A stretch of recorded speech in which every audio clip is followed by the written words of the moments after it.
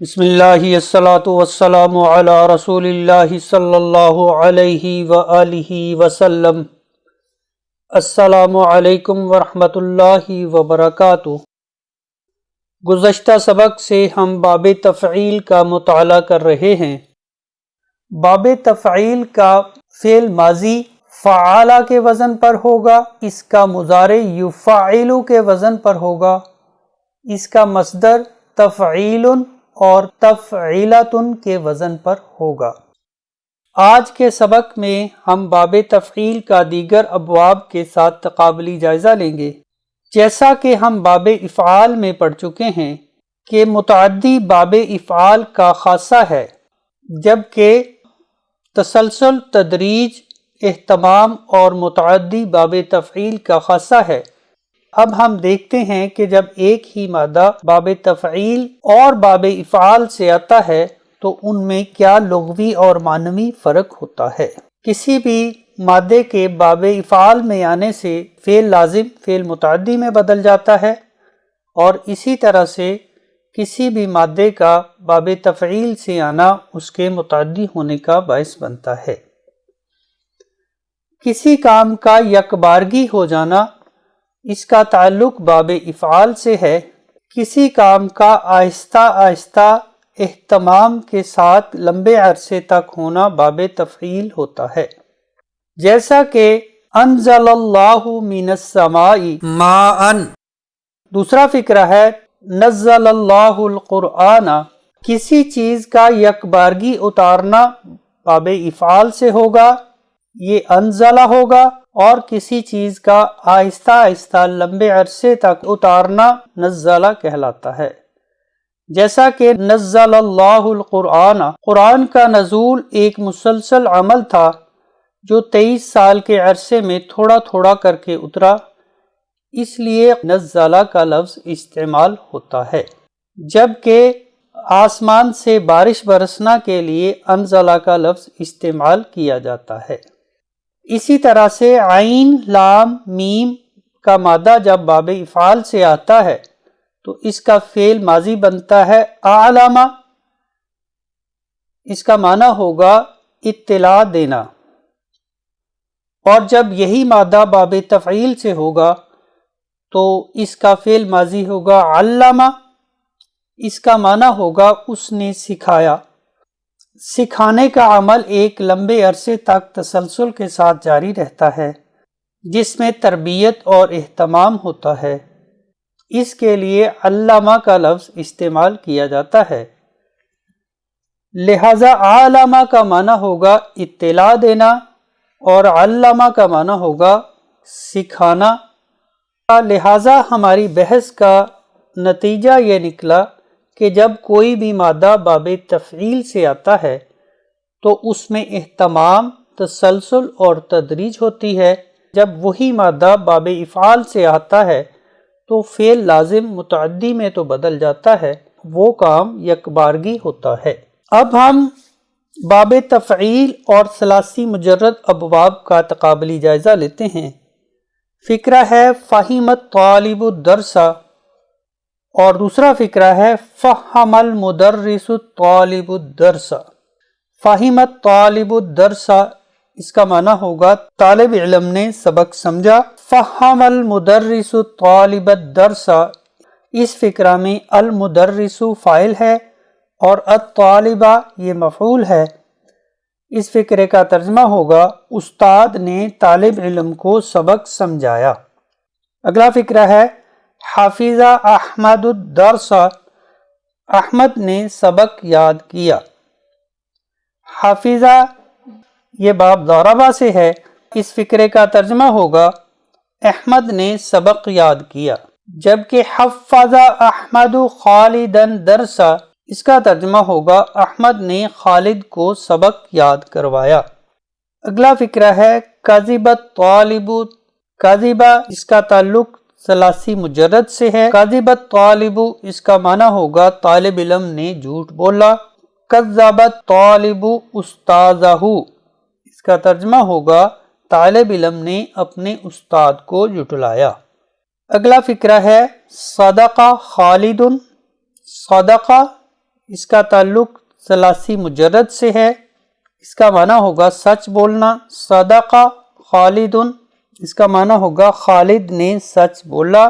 صدق خالد القرآن کتاب اللہ، صدق یہ فعل ماضی ہے، یہ باب تفعیل سے آتا ہے۔ خالد نے تصدیق کی کہ قرآن اللہ کی کتاب ہے۔ اس کے بعد ہم باب تفعیل سے فعل امر بنانے کا طریقہ سیکھتے ہیں۔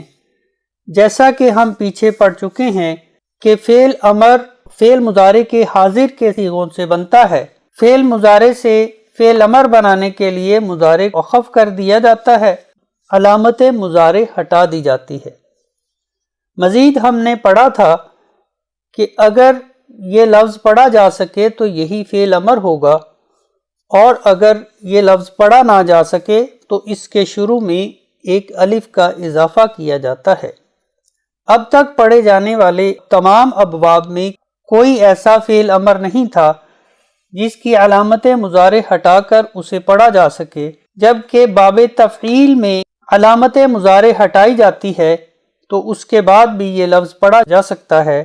تفاعل، اسے اخف کریں تو یہ بن جائے گا تفاعل، اس کی علامت مضارع ہٹائیں تو یہ لفظ بن جاتا ہے فاعل۔ لہٰذا باب تفعیل سے فعل امر کا وزن ہوگا فاعل، فعل امر کی گردان ہوگی فاعل، فاعلا، فاعلو، فاعلی، فاعلا اور فاعلنا۔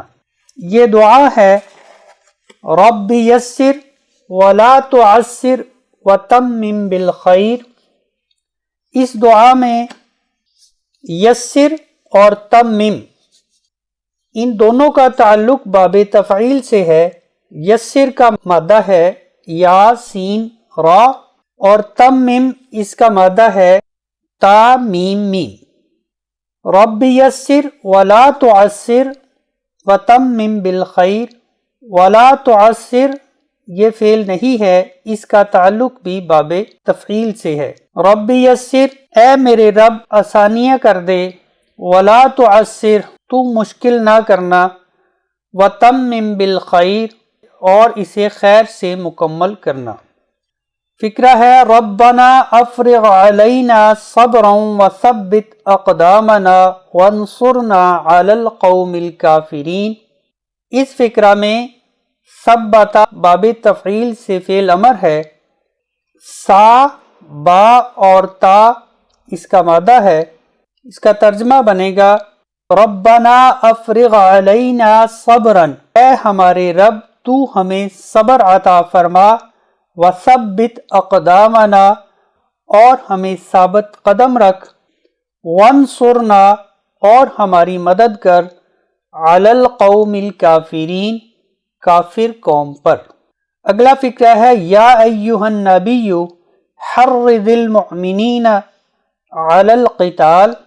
اس فقرہ میں حرض یہ باب تفعیل سے فعل امر ہے، حا را ضاد اس کا مادہ ہے، حرض یحرض تحریض، اس کا معنی ہوگا ابارنا، فعل امر سے اس کا معنی ہوگا ابار۔ یا ایھا النبی حرض المؤمنین علی القتال، اس کا ترجمہ ہوگا اے نبی مومنوں کو لڑائی کے لیے اباریے۔ فقرہ ہے ربنا اغفر لنا ذنوبنا وکفر عنا سیئاتنا۔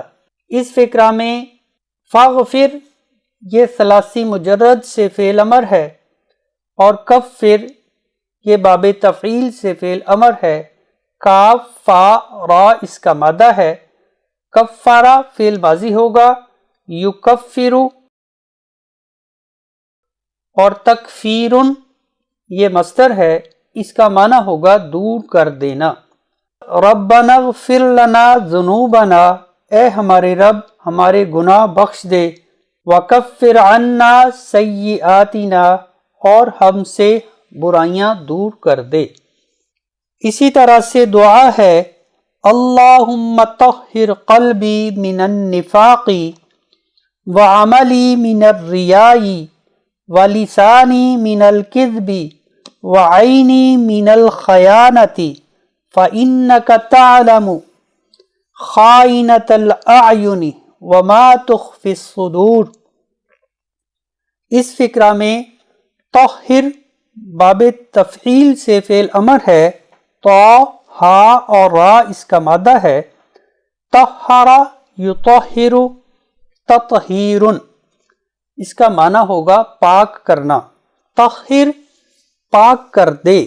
اللہم طہر قلبی، اے میرے اللہ میرے دل کو پاک کر دے، من النفاق نفاق سے، وعملی من الریاء اور میرے عمل کو دکھاوے سے، ولسانی من الکذب اور زبان کو جھوٹ سے، وعینی من الخیانت اور میری آنکھ کو خیانت سے، فإنک تعلم خائنۃ الاعین بے شک تو جانتا ہے آنکھ کی خیانت کو، وما تخفی الصدور اور جو کچھ سینے چھپاتے ہیں۔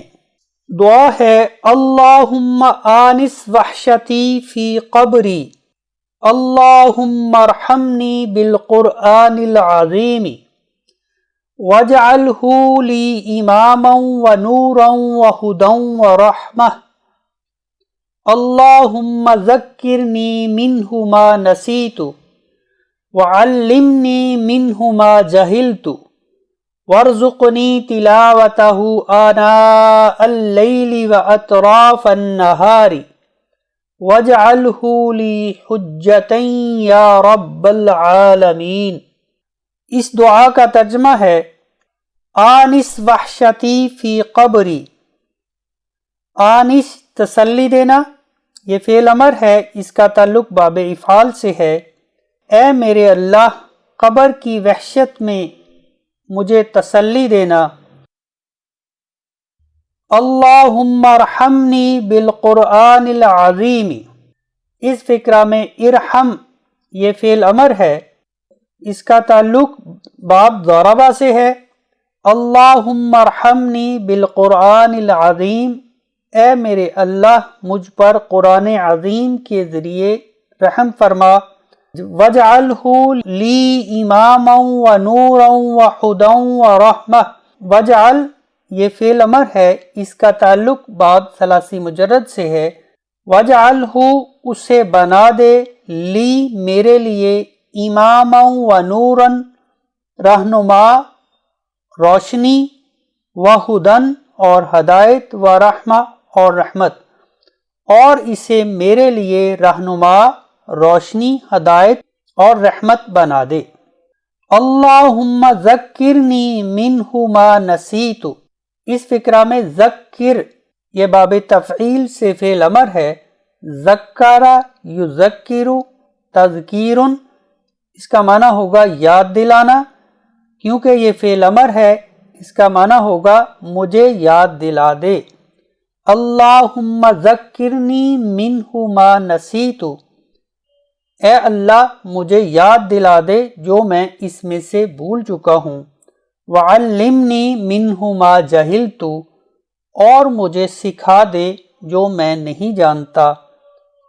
اس فقرہ میں بھی علمنی باب تفعیل سے فعل امر ہے، وارزقنی اور مجھے عطا کر، تلاوتہ آناء اللیل واطراف النہار اور مجھے دن اور رات کی گھڑیوں میں اس کی تلاوت عطا فرما، وجعلہ لی حجتا اور اسے بنا دے میرے لیے حجت، یا رب العالمین اے تمام جہانوں کے رب۔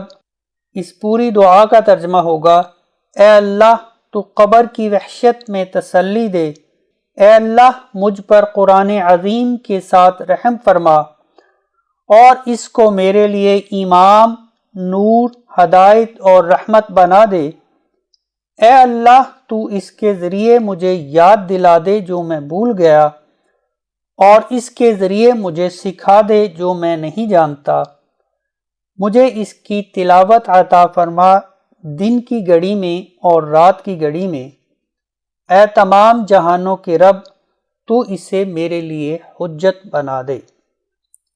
اس کے ساتھ ہی ہم باب تفعیل کا اختتام کرتے ہیں۔ آپ سے گزارش ہے کہ کتاب صراط الی القرآن کے سبق باب تفعیل میں آنے والی تمام تر تراکیب اچھی طرح سے یاد کیجیے، خاص طور پر اس سبق میں آنے والی دعاؤں کو اپنی زندگی کا معمول بنائیے، ان دعاؤں کو زبانی یاد کیجیے، اس سبق کے تمام تر افعال کے مادوں اور ان کی ترکیب کو سمجھیے، اس کے بعد اس سبق کی مشق حل کیجیے۔ انشاءاللہ العزیز کہ آپ اس کی مشق حل کرنے کے بعد باب تفعیل بڑی اچھی طرح سے سمجھ جائیں گے۔ آپ سے گزارش ہے کہ اس چینل کو سبسکرائب کیجئے، ویڈیو لائک، کمنٹ اور شیئر ضرور کیجئے، زیادہ سے زیادہ لوگوں کو اس کورس میں شامل کیجئے تاکہ یہ آپ کے لیے صدقہ جاریہ بن سکے۔ مزید کورس کے بارے میں زیادہ سے زیادہ لوگوں کو آگاہ کریں، دعا گو رہیں تاکہ زیادہ سے زیادہ لوگ اس سے استفادہ کر سکیں اور آپ کے لیے یہ کورس صدقہ جاریہ بن سکے۔ اگر آپ نے ہمارا چینل سبسکرائب نہیں کیا تو آپ چینل سبسکرائب کیجئے، اور آپ کو یہ کورس کیسا لگ رہا ہے یہ آپ کمنٹ سیکشن میں ضرور بتائیے۔